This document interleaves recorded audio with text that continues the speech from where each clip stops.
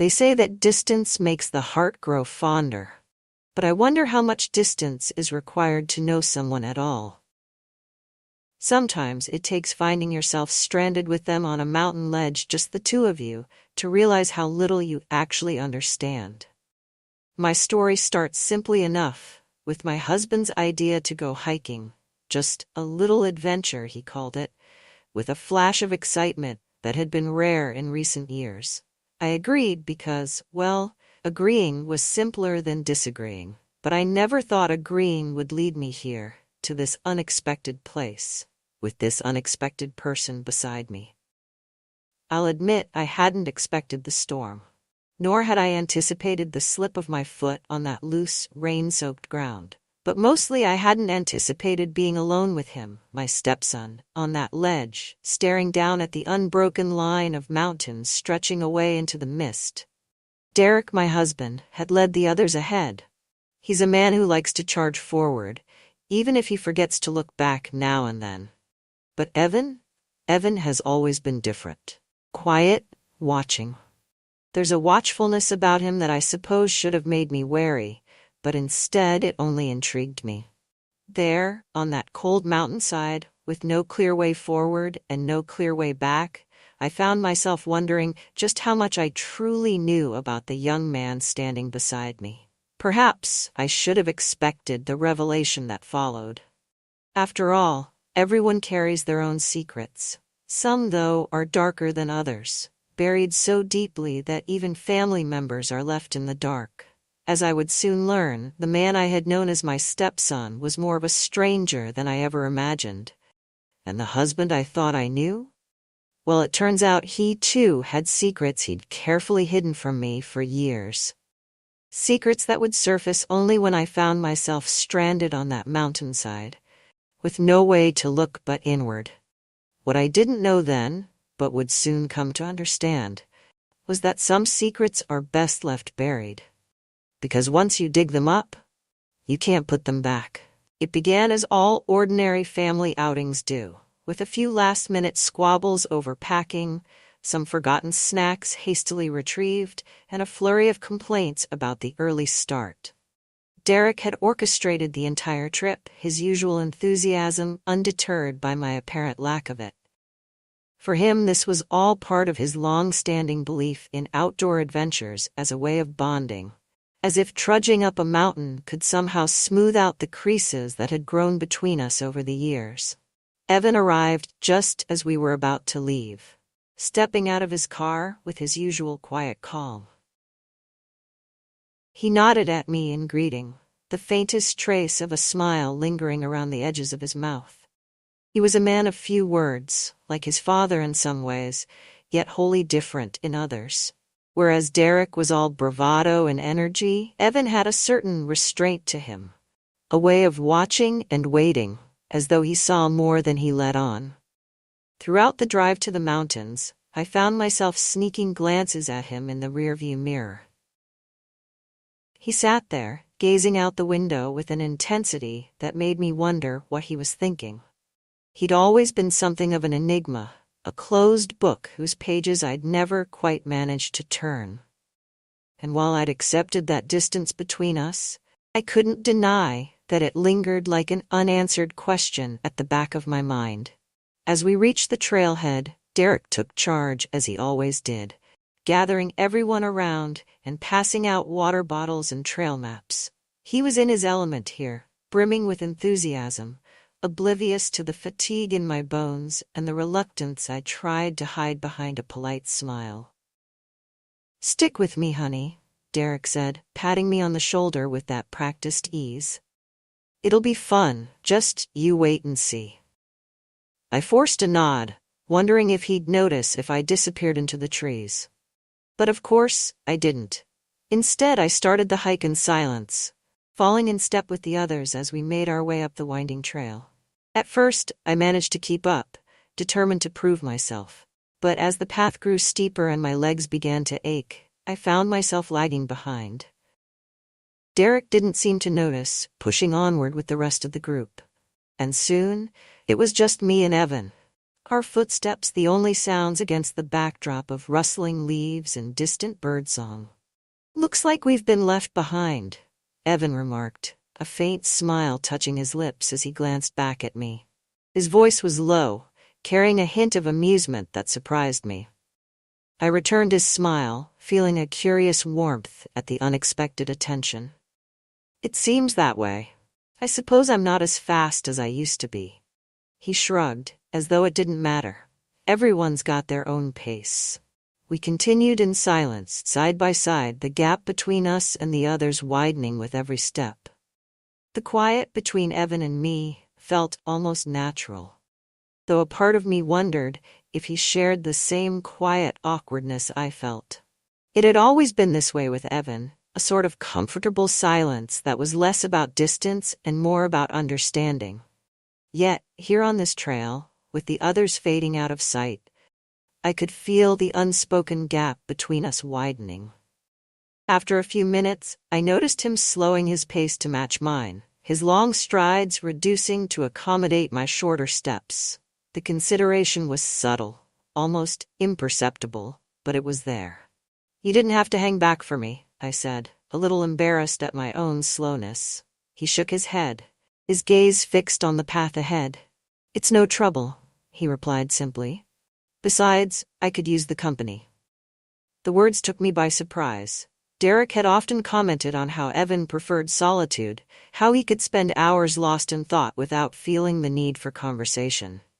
And here he was, saying he preferred my company on this isolated trail, while the others forged ahead.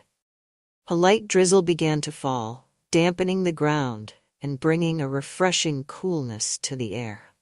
The scent of wet earth rose around us, mingling with the faint smell of pine and moss.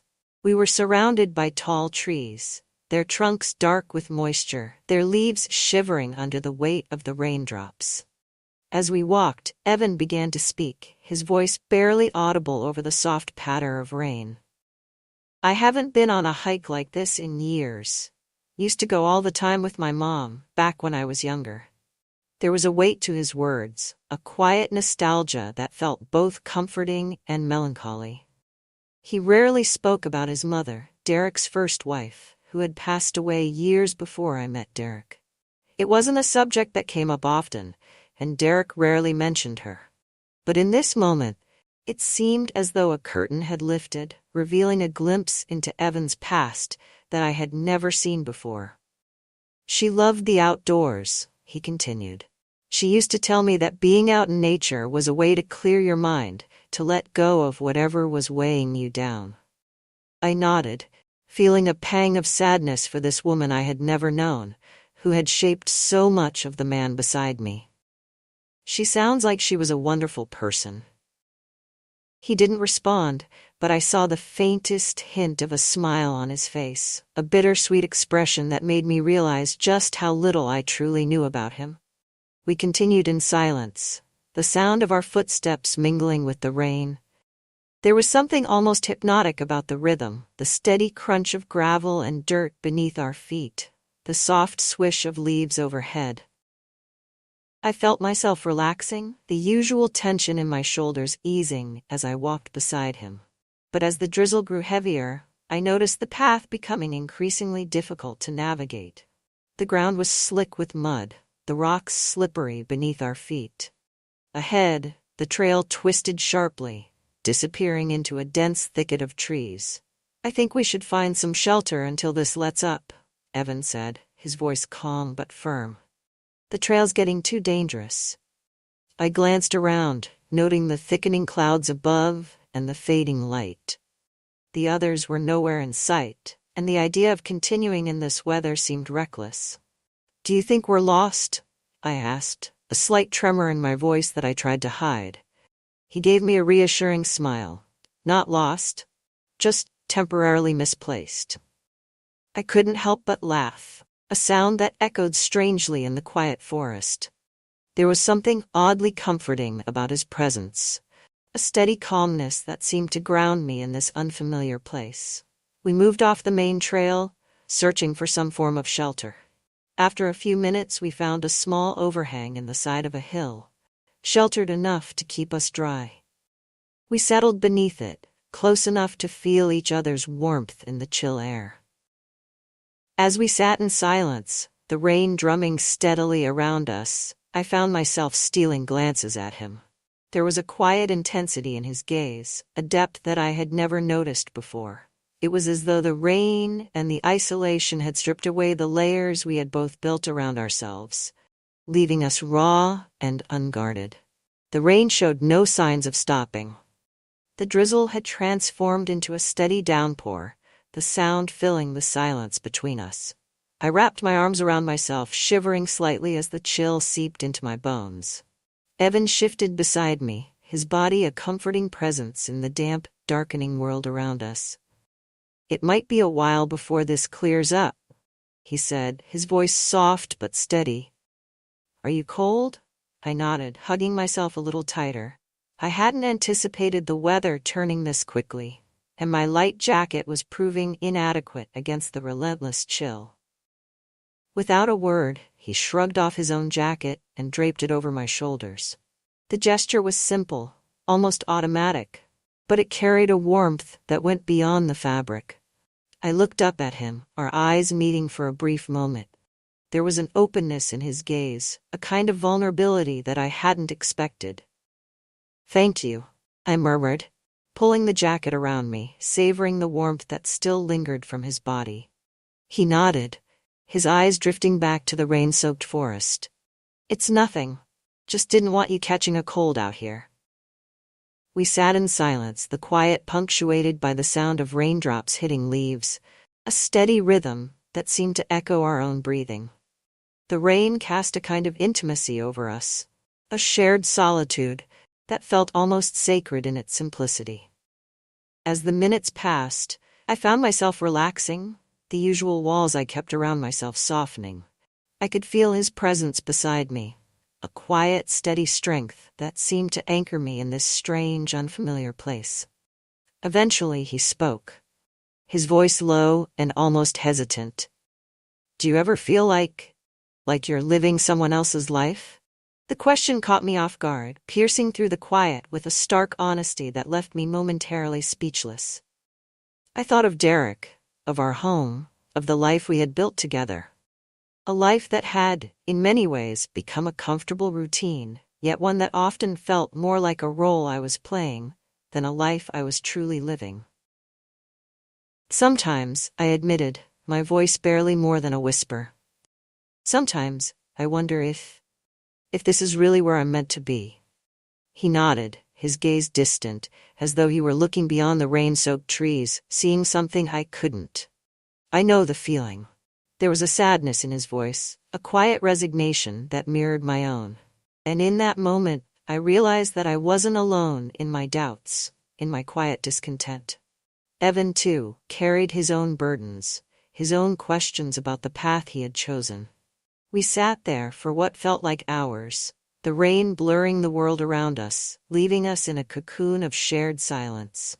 The usual barriers between us seemed to dissolve, leaving only the quiet understanding that had always lingered beneath the surface. Unspoken but undeniable. As the rain finally began to ease, a faint light breaking through the clouds, I felt a sense of clarity, as though the storm had washed away something I hadn't even realized I was carrying. There, on that rain-soaked mountainside, with only Evan beside me, I felt a quiet sense of freedom. A moment of clarity that I knew would linger long after the rain had stopped. The storm had passed, leaving the forest shrouded in a thick, ghostly mist that clung to the ground like a fog creeping across a darkened lake. But while the rain had ceased, night had begun to settle in around us, casting long, jagged shadows between the trees. The chill in the air deepened, gnawing at my skin, reminding me of how far we were from the others and from any semblance of comfort or safety. Evan checked his watch, frowning slightly as he looked down the empty path we had come from. The look on his face told me everything I needed to know. No one was coming back for us tonight. "We should find somewhere to settle in until morning," he said, his voice calm but edged with a tension I hadn't heard before. It's too dark to try finding our way back now, and the trail's still too wet and slippery to risk it. I nodded, feeling a knot of worry twist in my stomach. The idea of spending the night out here, in the dense silence of the woods, felt surreal, like something from a half-remembered dream. But there was no other choice, and as I glanced around at the looming trees and shifting shadows, I felt an unexpected surge of relief that Evan was with me. His presence, steady and sure, seemed to anchor me to something solid amidst the encroaching darkness. After a few minutes of searching, we found a small clearing beneath a tall pine tree, whose branches offered some cover from the elements. The ground was damp, but Evan gathered a pile of dry leaves and pine needles, creating a makeshift bed that was surprisingly comfortable. He sat down beside me, his movements slow and careful, as though he were afraid of disturbing the fragile silence that had settled around us. As the last traces of daylight faded, leaving us in near complete darkness, I found myself acutely aware of his presence beside me, of the warmth radiating from his body in the chill night air.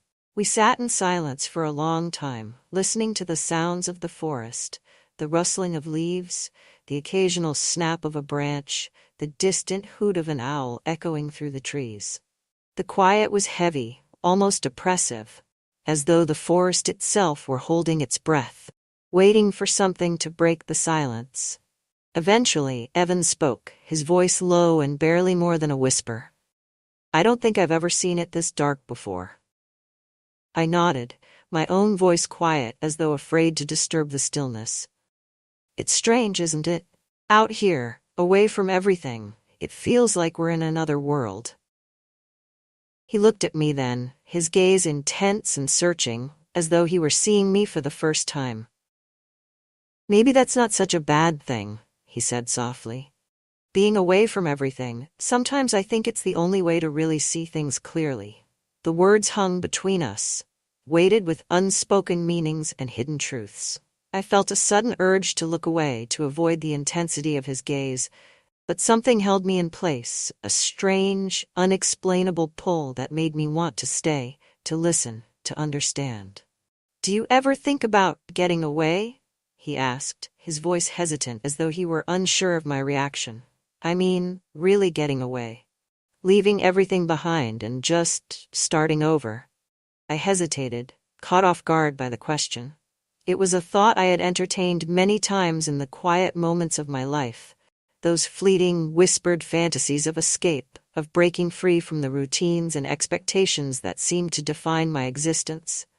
But they were just that, fantasies, delicate and fragile, easily brushed aside by the demands of reality. "Sometimes," I admitted, my voice barely audible, "sometimes I wonder what it would be like to leave everything behind, to start fresh, somewhere new." He nodded, a faint smile touching his lips, as though he understood exactly what I meant. "I think about it a lot," he said quietly.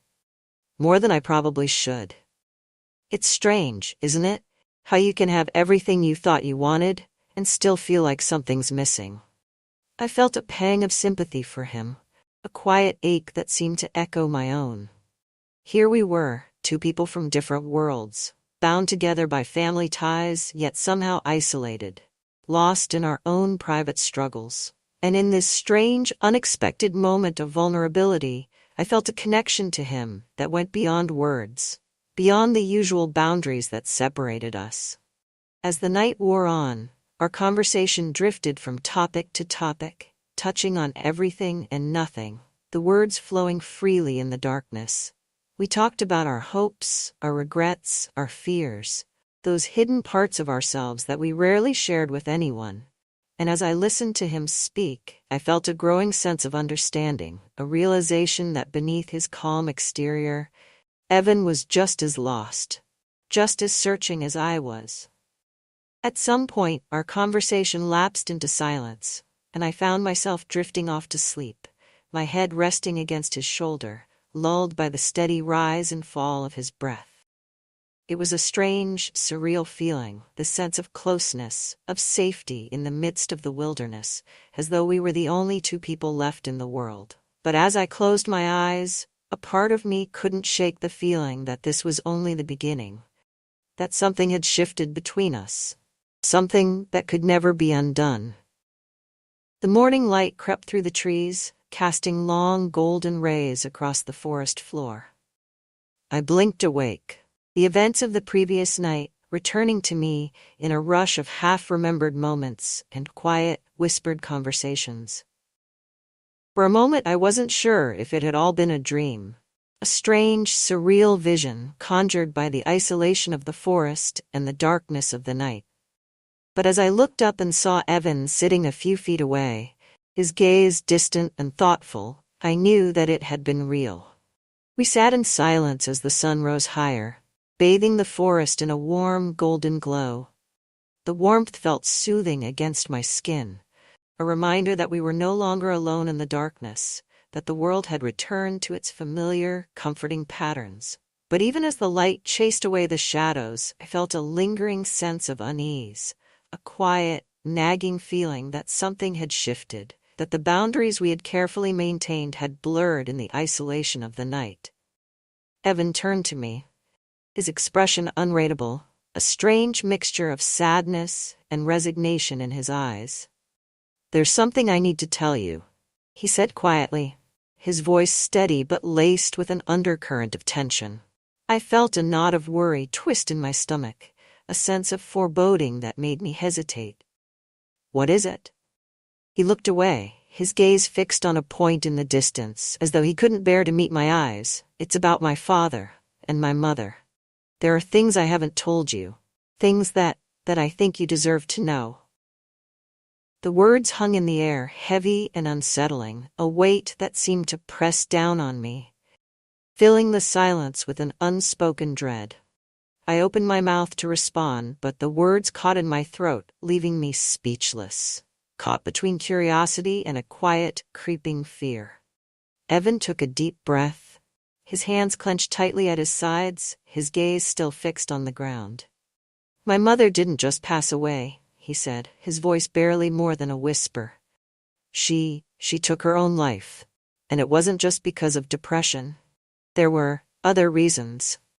The revelation hit me like a physical blow, leaving me breathless, reeling from the weight of his words. I had always assumed that his mother's death had been a tragedy, a loss that had left a lasting impact on him and Derek. But this was something else entirely, something darker and more insidious. "Evan, I don't understand," I stammered, struggling to process the implications of his confession. What happened?" He looked up at me, his gaze filled with a raw, unguarded pain that made my heart ache. "There were things that happened between her and my father," he said slowly, his voice trembling slightly. "Things that I can't explain, but it broke her. It drove her to the edge, and eventually, she couldn't take it anymore." The silence that followed was thick with tension, an unspoken understanding passing between us as the full weight of his confession settled over me. Evan's words lingered, dark and heavy, between us. I could hardly breathe, grappling with the stark implications of what he'd just revealed. My mind raced, memories of Derek, the quiet nuances of his demeanor, the seemingly random moments of distance and control, each slipping into place like pieces of a puzzle I hadn't known existed. Evan stared out into the trees, his shoulders tense, the lines on his face drawn with the kind of weight that only comes from carrying secrets for too long. And it occurred to me how little I truly knew of the past that had shaped him, the one he'd carried in silence. "I'm so sorry," I whispered, the words feeling too light, too insignificant to convey the depth of sorrow and empathy I felt. I can't imagine what that must have been like for you." "For her." He shook his head, a faint, bitter smile twisting his lips. "You don't have to be sorry. It's not your fault. And it wasn't something I ever wanted you to know. But I couldn't let you keep going, living with him, without knowing the truth. It's like he buried her beneath all his success and his charm." The deep tremor of shock pulsed through me. Derek, my husband, with his polished smile, his reputation, his endless drive for control. It was as if a veil had lifted, and I saw, not the man I'd been married to for years, but a stranger, one capable of secrets so dark that he'd forever damaged those he should have protected. "I don't know what to say," I murmured, unable to meet his eyes. I thought I knew him." Evan turned to face me, his gaze intense, a fierce protectiveness behind it that both unsettled and comforted me. "You only know the side of him he wants you to see. It's what he does. He's good at managing perceptions." I felt my cheeks flush with a mixture of embarrassment and anger. I'd always prided myself on being perceptive, on seeing beyond facades, but this was a blind spot I hadn't anticipated. Derek had woven his life carefully, each thread in place, each truth controlled. And I had been just another part of that carefully crafted image. "But you don't have to be part of it," Evan continued, his voice softer now, almost pleading. "I know it's hard, I know it's complicated, but I just couldn't stand by anymore, pretending like nothing happened. Not while you're here, tied to him, unaware of everything." A silence settled over us, thick with the weight of his words. My mind churned, the memories and realizations swirling together in a painful, tangled knot. I thought of the years I'd spent with Derek, the trust I'd placed in him, the life we'd built together. It felt as if the foundation of everything I knew had suddenly shifted, crumbling beneath my feet. I don't know what to do," I whispered, feeling more vulnerable than I had in years. "If all of this is true, then who am I even married to?" Evan placed a hand on my shoulder, his touch gentle, a source of warmth in the coldness that seemed to surround me. "You're married to the man he wants you to see. But it doesn't mean you're alone in this. You have people who care about you, who want to help." The sincerity in his words struck a chord within me, stirring a sense of strength I hadn't felt before. There was a quiet determination in his gaze, a promise that he would stand by me, no matter what. For a moment, I felt a flicker of hope, a glimmer of possibility that maybe, just maybe, I could find a way out of this web of deceit. But as I looked into Evan's eyes, I also felt a surge of something else. An emotion I hadn't allowed myself to feel in years, a spark of attraction that was both thrilling and terrifying. I quickly looked away, trying to suppress the conflicting emotions that swirled within me. This was not the time or place to dwell on such feelings. Not when the reality of Derek's betrayal still loomed over me like a dark cloud. The walk back felt surreal, each step filled with an awareness I'd never had before. The forest that had seemed so peaceful just hours earlier now felt oppressive, a reminder of the secrets that had been hidden within it. I glanced over at Evan, his expression unreadable, his eyes focused on the path ahead. When we finally rejoined the group, Derek greeted us with a wide smile, his eyes lighting up with the confidence of someone who believed he held everything in his grasp. He looked at me with that familiar look of possession, a silent reminder of our shared life, our shared secrets. But now, as I looked at him, I felt none of the warmth or affection I had once associated with him. Instead, I felt a quiet resentment simmering beneath the surface, a growing sense of distrust that colored every word he spoke. "Glad you two made it back safely," he said, clapping Evan on the shoulder with a grin. "The storm got pretty wild, didn't it?" Evan nodded, his expression carefully neutral, his eyes giving nothing away. "Yeah, we had to take shelter for a while, but we managed." Derek turned to me, his smile widening. "Well, I hope it wasn't too rough on you. You're tougher than you look, Cecilia."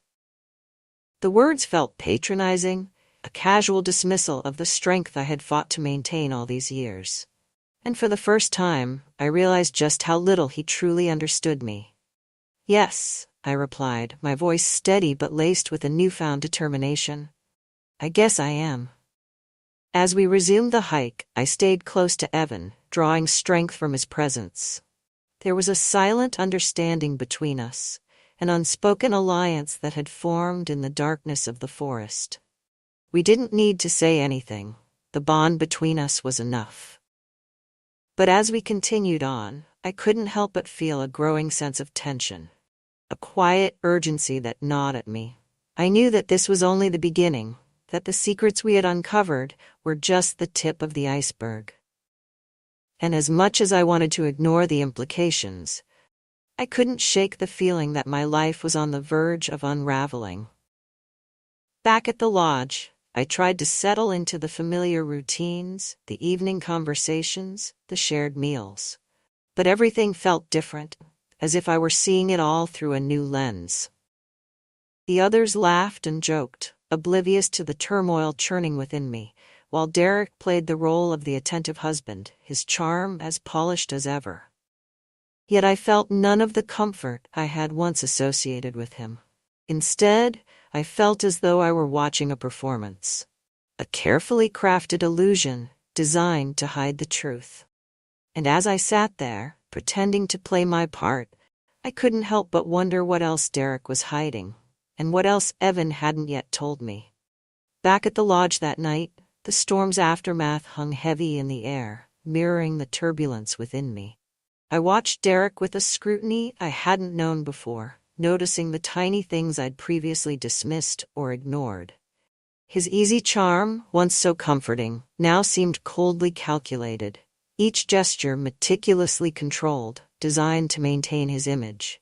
As he shared stories from the day's hike with our friends, his laughter filling the room, I felt a quiet revulsion stirring within me. This was a man who wore masks as effortlessly as breathing, who hid parts of himself even from those closest to him. And I had willingly played along, unaware of the darker layers beneath his polished surface. Evan sat across the room, silent and observant, his gaze occasionally flicking over to meet mine. I could sense his quiet solidarity, the unspoken understanding that had grown between us over the past day. The weight of his confession still lingered in the air between us, a shared burden that tethered us together in a way I couldn't explain. "Cecilia," Derek's voice cut through my thoughts, pulling me back to the present. "Are you all right? You seem a little distant." I forced a smile, my heart pounding with the effort of maintaining my composure. "I'm fine. Just a bit tired from the hike, that's all." He studied me for a moment, his expression unreadable. For a fleeting second, I wondered if he could sense the shift in me, if he could see the cracks in the facade I'd spent years perfecting. But then he smiled, his attention shifting back to the others, dismissing me as easily as he might brush away a stray thought. I excused myself shortly after, retreating to the quiet of our room. The familiar space felt foreign, the walls closing in on me as the weight of the day's revelations settled heavily on my shoulders. I paced the room, my thoughts spiraling, each one darker than the last. Memories flashed before me, moments with Derek that I had once cherished, now tainted by the knowledge that they had been built on lies. A soft knock at the door startled me, pulling me from my thoughts. I opened it to find Evan standing in the hallway, his expression tentative, as though unsure if he should be there. "Can I come in?" he asked quietly, his gaze searching mine. I nodded, stepping aside to let him in. He closed the door softly behind him, the silence between us stretching, thick with unspoken words. "I just wanted to check on you," he said, his voice barely more than a whisper. "I know it's a lot to take in." I sank onto the edge of the bed, my hands twisting in my lap as I struggled to find the words. "I feel like I don't know him at all," I admitted, my voice trembling. "All these years, and I've been living with a stranger." Evan sat beside me, his presence a steadying force in the chaos of my thoughts. "You're not alone in this, Cecilia. Whatever happens, I'm here." The words were simple, but they held a depth of sincerity that brought a lump to my throat. In that moment, I realized just how much I had come to rely on him, how much his quiet strength had become my anchor amidst the storm. I met his gaze, a silent question passing between us, an unspoken understanding that went beyond words. There was a part of me, a small, frightened part, that wanted to reach out, to cling to him, to escape from the tangled web of lies that surrounded me. But I held back. The boundaries between us too fragile, too easily shattered. "Thank you," I whispered, my voice barely audible. For everything." He nodded, his expression softening, a hint of sadness in his eyes. "You deserve to know the truth, Cecilia. No one should have to live with lies." We sat in silence, the weight of our shared secret pressing down on us, binding us together in ways neither of us could fully comprehend. And as the night wore on, I felt a sense of calm settle over me, a strange, fleeting sense of peace that I hadn't felt in years. The following days passed in a blur, each one marked by a growing tension between Derek and me. I could feel the cracks in our marriage widening, the unspoken truths casting shadows over every interaction, every glance, every touch. Derek seemed oblivious, carrying on with his usual charm, his casual confidence never wavering. But I could sense the subtle shifts in his behavior, the small signs of control that had once gone unnoticed. One evening, as we sat around the dinner table with our friends, Derek's mask began to slip, if only for a moment. It was a small thing, a seemingly innocent comment that struck a nerve, stirring something dark beneath the surface. We were discussing plans for the following day's hike, the others debating the best routes and points of interest. Derek, as usual, took charge, mapping out the course with his usual confidence. "You should join us for the more advanced trail tomorrow, Cecilia," he said with a smile that felt more like a challenge. "It'll be good for you to push yourself a little." The words were light, spoken with a casual ease, but there was an edge to them, a subtle implication that I wasn't quite up to his standards. It was the kind of comment he had made countless times over the years, a small reminder of his belief that I was somehow less capable, less ambitious than he was. But now, in the harsh light of what I knew, the words felt more like a deliberate jab, a quiet reminder of the control he held over me. "I think I'll stick to the easier path," I replied, my voice steady, my gaze meeting his with a quiet defiance. "I'd rather enjoy the view than push myself to exhaustion." A flicker of irritation crossed his face, a brief flash of anger that he quickly smothered with a practiced smile. "Suit yourself," he said smoothly, turning his attention back to the others. But I saw it, the subtle tightening of his jaw, the brief clench of his hands. For the first time, I felt a sense of satisfaction, a quiet thrill at the knowledge that I had defied him, even in a small way. It was a taste of freedom, a reminder that I still had a voice, a choice. Evan, sitting beside me, shot me a glance, a barely perceptible nod of approval. The unspoken support strengthened my resolve, a silent reminder that I was not alone in this struggle. After dinner, as the others drifted off to their rooms, Derek cornered me in the hallway, his expression carefully controlled, but his eyes flashing with an intensity that set my nerves on edge. "What's going on with you lately?" he asked, his voice low, a hint of suspicion threading through his tone. "You've been distant." I met his gaze, refusing to back down. "Maybe I'm just tired of being told what to do." His eyes narrowed, a spark of anger flaring in his gaze. "I'm only trying to help you, Cecilia. You seem to forget that sometimes." "Help me?" I replied, my voice edged with bitterness. "Or control me?" The words slipped out before I could stop them, the pent-up resentment finally breaking free.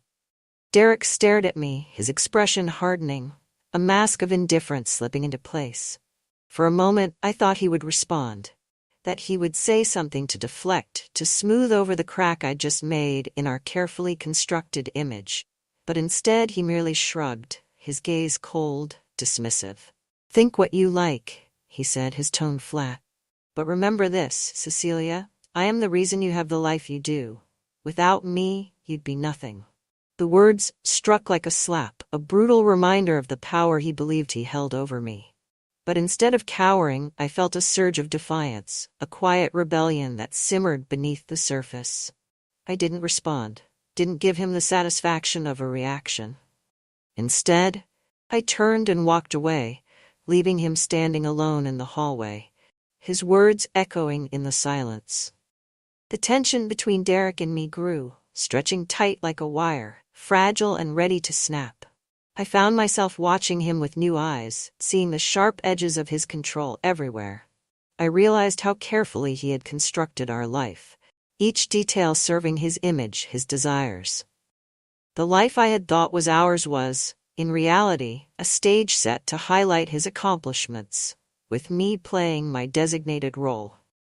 One evening, a few days after our confrontation in the hallway, I decided to address the matter head-on.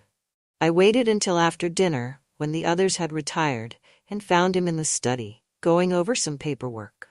I took a deep breath, steeling myself for the conversation I knew would be as unpleasant as it was necessary. "Derek," I began, my voice steady, though my heart pounded in my chest. "I need to talk to you. About us." He looked up, his expression briefly flickering with impatience before smoothing into his practiced mask of calm. "All right," he said, setting down his pen. "What's on your mind?" I hesitated, choosing my words carefully. "I feel like I've been living a life designed for me, rather than one we built together. It's as if everything, our marriage, our routines, even our vacations, has been curated to fit a picture you created. But it's not my picture, Derek. I feel like I've been living in a version of your life that you decided was enough for both of us."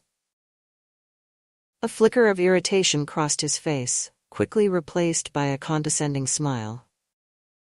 "Cecilia, what are you talking about? This life we have, it's everything people want. We have stability, comfort, security. I've given you all of that."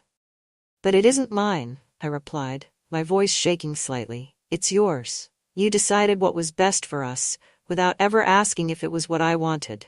I've been suffocated, Derek, and now I feel like I'm finally waking up." Derek leaned back in his chair, crossing his arms over his chest.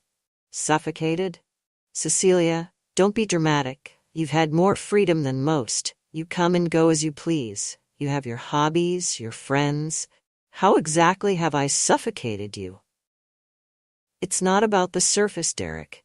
It's about the things you control that I don't see until it's too late. The choices you make without me, the way you manage my life, as if I'm just another part of your portfolio." He rolled his eyes, his expression one of exasperation. "This is ridiculous, Cecilia. You're acting like some rebellious teenager who doesn't appreciate what she has. This life, it's good for us, for you. Why would you want anything else?" A surge of frustration rose within me, fueled by years of silence, of swallowing my own needs to appease his. "Maybe because I want to live a life that feels real, Derek. A life where I have a say, where I'm not just some accessory to your image." He studied me for a moment, his gaze cool and calculating. "So that's what this is about. You think you're unhappy because I've somehow controlled you. Well, let me tell you something, Cecilia. I've given you a life most people can only dream of. You wouldn't last a day without me." The words cut deep, a brutal reminder of the power he believed he held over me. But instead of retreating as I once would have, I felt a flicker of defiance ignite within me. "Maybe that's true," I said, my voice steady. "Maybe I wouldn't last without you, but I think I owe it to myself to find out." The silence that followed was thick with tension, each of us waiting for the other to break. Derek's gaze narrowed, a dangerous gleam in his eyes, as though he were assessing me, calculating his next move. I knew that I had crossed a line, that I had dared to challenge the delicate balance of our relationship, and in doing so, I had shattered the illusion he had worked so hard to maintain. Finally, he spoke, his voice low, cold. "Fine, if that's what you want, go ahead. See how far you get." The words were a dismissal, a challenge, and as I turned to leave, I felt a sense of both dread and exhilaration. I knew that this was only the beginning, that whatever lay ahead would not be easy. But for the first time, I felt a glimmer of hope, a small spark of freedom that I had not allowed myself to feel in years. That night, I found myself seeking out Evan, needing his steady presence, his quiet strength. He was sitting outside on the deck, his gaze fixed on the horizon, lost in thought. I hesitated in the doorway, wondering if I should disturb him, but he turned, as though sensing my presence, and gestured for me to join him. "Couldn't sleep?" he asked softly as I settled into the chair beside him. I shook my head, my mind still racing with the intensity of my conversation with Derek. "I don't think I've ever felt more alive," I admitted, surprised by the honesty of my own words. "Or more terrified." He nodded, his gaze thoughtful. "It's hard, stepping out of something you've known for so long, but you're stronger than you realize, Cecilia." I looked at him, feeling a surge of gratitude, a warmth that went beyond mere companionship. "You've helped me realize that, Evan. You've given me the courage to see things as they really are. And I don't know how to thank you for that." He met my gaze, his expression softening. "You don't have to thank me. I just want you to be happy, to live a life that feels real to you." The words struck a chord within me, a quiet reassurance that made the fear in my chest ease, if only a little. In Evan's presence, I felt a safety, a freedom, that I hadn't known in years. And as we sat there side by side, a new understanding passed between us, an unspoken promise that no matter what happened, we would face it together. The next morning, Derek's demeanor was cold, distant, a silent warning that I had crossed an unforgivable line. He moved through the motions of breakfast with a tense efficiency, his gaze barely brushing mine, as though I were a stranger in his home. I felt a quiet defiance simmering beneath the surface, refusing to be cowed by his silent intimidation. I had come too far, had faced too many truths to retreat back into the role he had designed for me. As I cleared the dishes, Derek pulled me aside, his expression hard, a quiet fury in his eyes. "I hope you're happy with this little rebellion of yours," he said, his voice laced with a venom I hadn't heard before. "But don't think for a moment that I won't make you regret it." The threat hung in the air, a reminder of the control he believed he still held. But instead of cowering, I felt a surge of anger, a quiet resolve that made me stand taller, meet his gaze with a steadiness that surprised even me. "I'm not afraid of you anymore, Derek," I replied, my voice steady, unyielding. "And I won't let you bully me into submission." He stared at me, his expression darkening, a flash of something primal and unsettling flickering in his eyes. I realized in that moment just how much he had invested in the image he had created, how deeply his identity was tied to the control he wielded over me. "You'll regret this," he whispered, his voice low, dangerous. "I guarantee it." I left the room, my heart pounding, a mix of fear and exhilaration coursing through me. I knew that I had crossed a point of no return, that there would be no going back. But I also knew that I could no longer live in the shadow of his control, that I had to break free, no matter the cost. Later that day, as I was packing my things, Evan found me, his expression concerned, a question in his eyes. "I think it's time for me to leave," I said, my voice trembling slightly, but firm in my resolve.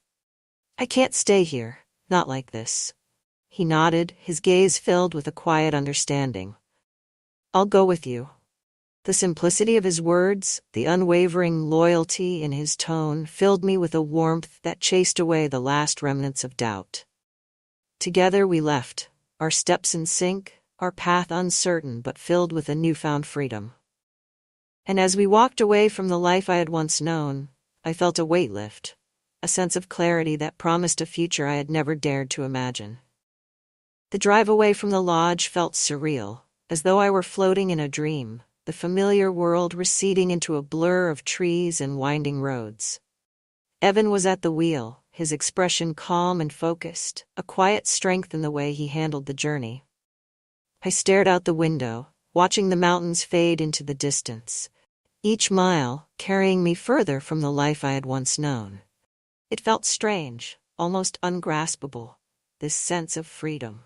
I had spent so many years feeling trapped, suffocated by the careful constraints Derek had placed around me, that I could hardly comprehend what lay ahead. My mind drifted back to the confrontation with Derek, the anger in his eyes, the venom in his words. A part of me felt a pang of fear, wondering how far he would go to preserve his control, to protect the image he had crafted so meticulously. But then I glanced over at Evan. His steady presence, a reminder that I was not alone, that I had someone by my side who understood the complexity of what I was facing.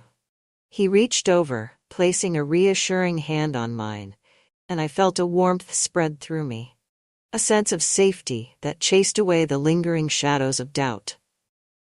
"Where do you want to go?" he asked softly, his gaze meeting mine with a quiet intensity. I hesitated, the question catching me off guard. I had spent so long living by Derek's plans, following his direction, that I hadn't even considered where I truly wanted to be. The world stretched out before me, a vast expanse of possibilities, each one tantalizingly free of his influence. "Anywhere," I replied, my voice barely more than a whisper. "Anywhere but there." He nodded, a faint smile playing at the edges of his lips. "Then let's just keep driving." We spent the next few hours in a comfortable silence, the miles passing by in a blur of open roads and changing landscapes. As the sun began to dip below the horizon, casting a warm glow over the world, I felt a sense of peace settle over me, a quiet, unyielding certainty that I had made the right choice. When we finally stopped for the night, Evan found us a small inn tucked away from the main road, a cozy, unassuming place that felt worlds away from the lavish life I had left behind. As we settled into our rooms, I felt an overwhelming sense of relief, as though I had finally shed a weight I had carried for years. In the quiet of the night, I found myself reflecting on the journey that had brought me here, the choices I had made, and the life I had left behind. It felt almost surreal, the realization that I had finally broken free from Derek's control, that I was no longer bound by his expectations or his carefully constructed image. Memories flooded my mind, moments that had once felt secure and comforting, but now seemed hollow, tainted by the knowledge of his deception. I remembered the early days of our marriage, the way he had charmed me with his ambition, his confidence, his promises of a life filled with stability and success. I had believed in him, trusted him, allowed myself to be swept up in his vision. But now, with the clarity of distance, I could see the subtle manipulations, the ways he had molded me to fit his image, erasing parts of myself in the process. A quiet knock at the door pulled me from my thoughts, and I opened it to find Evan standing there, his expression soft, a quiet understanding in his eyes. "Can I come in?" he asked, his voice gentle. I nodded, stepping aside to let him in. He settled into the chair by the window, his gaze drifting over the room before returning to me. "How are you feeling?" he asked, his tone laced with a concern that made my heart ache. I hesitated, searching for the right words. "Strangely, free. It's as if I've finally woken up from a long, dark sleep." He nodded, a faint smile touching his lips. "You deserve this, Cecilia. You deserve to live a life that's truly yours." The words settled over me like a balm, soothing the lingering wounds that Derek's control had left. I realized in that moment just how much I had come to rely on Evan, not just as a confidant, but as someone who had shown me the strength within myself, a strength I hadn't known I possessed. We talked long into the night, our conversation flowing freely, touching on everything and nothing, the words a comfort in the quiet of the room. And as the hours passed, I felt a sense of peace settle over me, a feeling of belonging that went beyond words. The next morning, as the sun rose over the horizon, casting a warm glow over the world, I felt a renewed sense of purpose. The weight of the past had lifted, leaving only the promise of the future, a blank slate upon which I could finally write my own story. Evan joined me outside, his gaze filled with a quiet joy that mirrored my own. We stood there in silence, watching the world wake up around us, the possibilities stretching out before us like an open road. "What will you do now?" he asked, his voice soft, a note of curiosity in his tone. I smiled, a feeling of certainty settling over me. "I don't know. But I think, for the first time, I'm okay with that." He nodded, a faint smile touching his lips. "Then let's see where the road takes us." We walked away from the inn, our steps light, our path uncertain but filled with a newfound freedom. And as we journeyed forward, leaving the shadows of the past behind, I knew that whatever lay ahead, I would face it with a strength I had finally reclaimed. The life I had once known was gone, replaced by a future that was entirely my own, unbound by the chains of control and deception. And as the sun rose higher, illuminating the road ahead, I felt a quiet joy, a peace that went beyond words, a sense of liberation that was both exhilarating and terrifying. Together, we stepped into the unknown, ready to face whatever came next, knowing that, for the first time, we were truly free. Don't forget to like the video, share your thoughts in the comments, and subscribe to stay updated with our latest stories. I never thought I'd find myself in a situation like this, torn between my loyalty to my husband and the unsettling reality of what had just happened. But life has a way of throwing you into moments you never saw coming. Moments that force you to question everything you thought you knew about trust, respect, and even yourself. It all started on a cool autumn evening. My husband, Henry, had invited a few colleagues over for dinner. It wasn't unusual. Henry had worked at his firm for nearly 20 years, and over time I had come to know many of his coworkers well. Some had become friends, people I'd exchanged holiday cards with, and make small talk at company events. But one of them, Michael, was different. Michael was relatively new at the company, having joined about a year ago. He was younger than Henry, maybe early 40s, confident and undeniably charming in that effortless way that made people gravitate toward him. He had a way of making every conversation feel like an inside joke, every compliment sound like a secret meant just for you. I never gave it much thought until that night. We had a beautiful dinner planned. The house smelled of rosemary and garlic from the roasted chicken in the oven, and I had even lit some candles to give the place a warm, inviting glow. Henry was in his element, laughing and chatting with his coworkers while I played the role of the gracious host, making sure drinks were refilled and everyone was comfortable. Michael arrived a little later than the others, carrying a bottle of wine and his usual confident grin. "Hope I'm not too late to the party," he said, handing me the wine as his fingers brushed over mine, just a little longer than necessary. I ignored the momentary discomfort, chalking it up to my imagination. The evening carried on, and as the drinks flowed, the conversations grew livelier. Henry was deep in discussion with his boss about an upcoming project, and I found myself stuck in a conversation with Michael. He was charming as always, but there was something else beneath his words tonight, something heavier, more pointed. "You know, Aurora," he said, his voice smooth, "I have to say, Henry is a lucky man." I laughed politely, brushing off the comment. "Well, I'd like to think I'm lucky too." Michael leaned in slightly, his gaze steady. "If I were him, I don't think I'd ever leave your side." There it was, that unmistakable shift in tone. My stomach tightened. "I think he feels the same way," I said lightly, hoping to steer the conversation away. But Michael wasn't backing down. As the night went on, his comments became bolder, small, seemingly harmless re-Henrys that, when pieced together, painted a picture of something far more intentional, a touch on my arm that lingered too long, a glance that felt too heavy, a quiet re-Henry whispered just close enough to my ear that it sent an unwanted shiver down my spine. I told myself I was overreacting. Maybe it was the wine, maybe it was just Michael's natural charm. But when the night ended and Henry walked the last of the guests to the door, Michael hung back for a moment. "It was nice spending time with you tonight," he said. His voice was lower now, his expression unreadable. "I hope we get to do this again, maybe just the two of us sometime." My breath caught for a moment. I wasn't sure I had heard him correctly, but the look in his eyes, the slight smirk on his lips told me I had. Before I could say anything, Henry returned, clapping Michael on the back. "Glad you could make it, buddy. Drive safe." Michael only smiled, his eyes flickering back to mine for a brief second before he turned and walked out the door. I stood there frozen, my heart pounding. Had that really just happened? I barely registered Henry's voice as he locked up for the night, his tone light and unaware. "That went well, don't you think? Everyone seemed to have a good time." I forced a smile. Yeah, it was a good night. But as I lay in bed that night, staring up at the ceiling, I couldn't shake the feeling that something had shifted, something had changed, and deep down I knew this wasn't over. I woke up the next morning with a strange heaviness in my chest. The house was quiet except for the distant hum of Henry in the kitchen, probably making his usual Saturday morning coffee. I told myself I was overthinking it, that Michael was just being his usual overly charming self, and I had read too much into his words.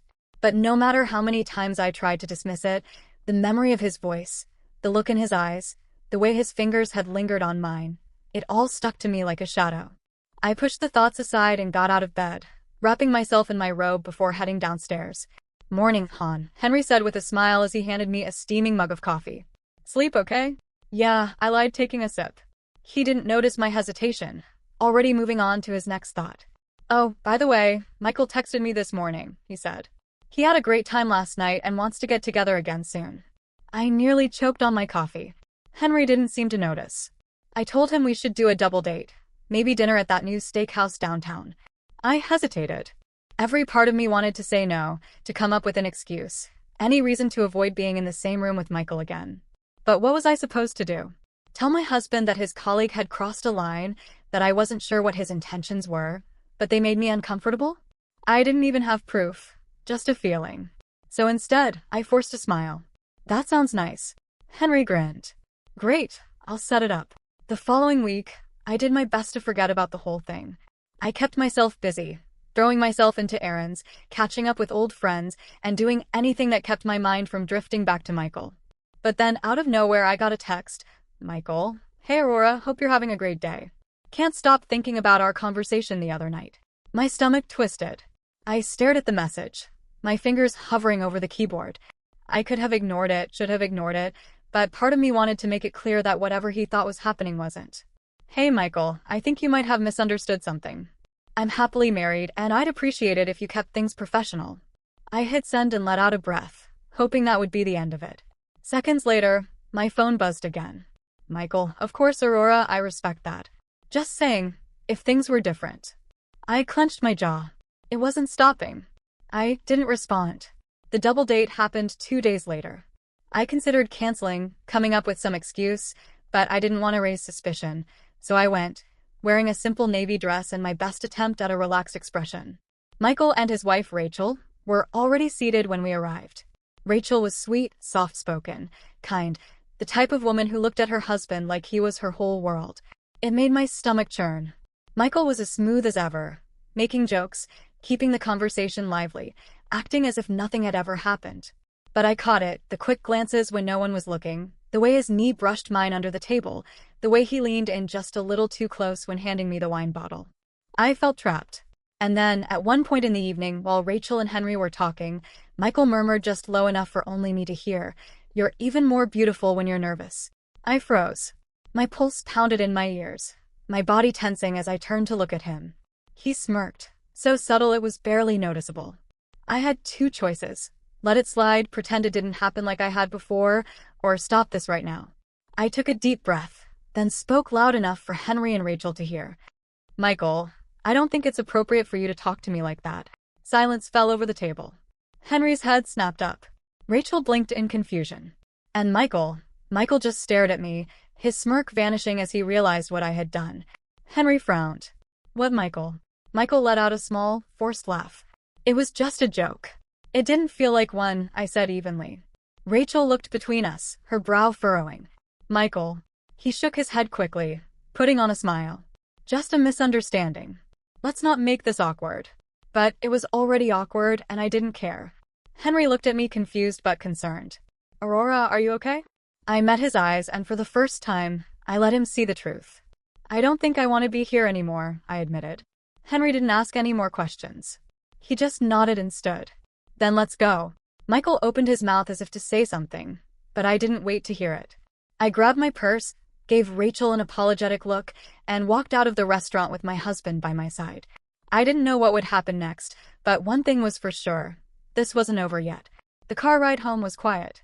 Henry kept glancing at me, waiting for me to say something, but I just stared out the window, my thoughts tangled. Finally, as we pulled into the driveway, he spoke. "Aurora, what happened back there?" I exhaled, gripping my purse tighter.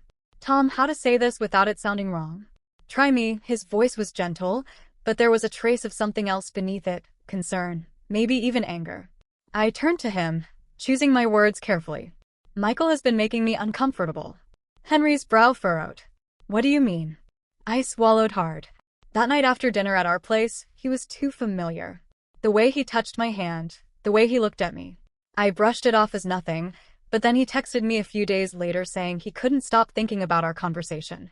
Henry's hands tightened on the steering wheel.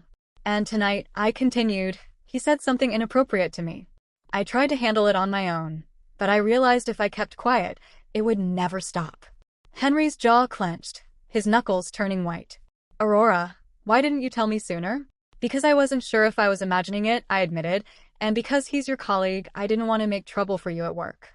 Henry shook his head, his eyes dark with something I rarely saw, fury. You are my wife. You come first, always. His words made my chest tighten, and for the first time that night, I felt like I could breathe. But this wasn't over.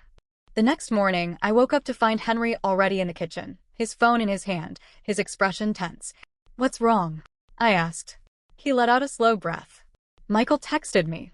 He's trying to act like nothing happened, said he hopes last night didn't cause any unnecessary drama. I scoffed. Unnecessary drama? Unbelievable. Henry looked at me. I don't want you to have to deal with this anymore. I'm going to talk to him at work, face to face. I hesitated. Are you sure? He crossed a line, Aurora, Henry said firmly, more than once. I need to make it clear that this is not okay. Something in his voice told me he wasn't going to let this go, and honestly, I was relieved. That afternoon, while Henry was at work, I tried to go about my day as usual, but I couldn't shake the feeling that something was coming, that Michael wasn't just going to walk away from this quietly. And I was right. Around 3 p.m., my phone buzzed. Michael, I think we got off on the wrong foot. Can we talk? Just the two of us. A chill ran down my spine. I didn't reply. A few minutes later, another message. Michael, come on, Aurora. Let's be adults about this. I gritted my teeth, my heart pounding at the audacity. I blocked his number, then I called Henry. When Henry came home that evening, he looked exhausted but determined. What happened? I asked as he set his briefcase down. He ran a hand through his hair. I confronted him. I tensed, and Henry exhaled sharply. At first, he tried to act like it was all a joke, that I was overreacting, but I made it clear he is never to contact you again ever. And if he so much as looks at you the wrong way, I'll make sure our boss knows exactly what kind of person he is. I bit my lip. And he just accepted that? Henry's expression darkened. Not at first. He got defensive, said I was being ridiculous, that you were overreacting. But I told him I trusted you completely, and that was the end of the discussion. I felt a lump rise in my throat. You really did that? Of course I did, he said softly. Aurora, I will always stand up for you. You should never have to deal with something like this alone. A rush of emotion hit me. For days, I had felt trapped, unsure of how to handle the situation, worried about how it would affect Henry.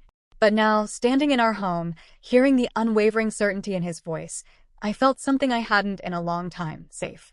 I wrapped my arms around him, holding him tight. Thank you. His lips pressed against the top of my head. You never have to thank me for protecting you. And for the first time in days, I truly believed him.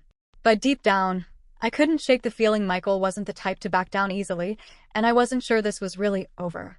I wanted to believe it was over, that Henry's warning had been enough to make Michael back off for good, but deep down I knew better.